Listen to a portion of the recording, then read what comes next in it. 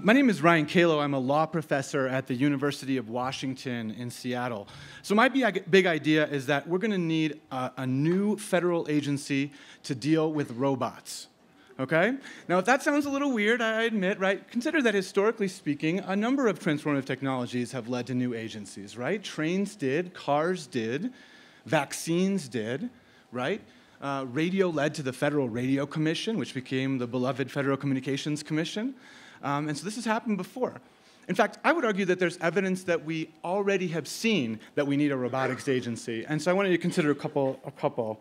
A few years ago, people were saying that Toyotas had a software glitch that made them speed up unexpectedly. You may recall the term sudden acceleration, right? So the Department of Transportation lacked the expertise to evaluate this claim. They literally ended up having to call NASA. Okay? So think about that for a second, right? They called NASA up on the phone and they said, hey guys, would you take a break from putting robots on Mars for a second to take a look at this Toyota, right? So ask yourself this, what will the Department of Transportation do when the first driverless cars start to crash into each other?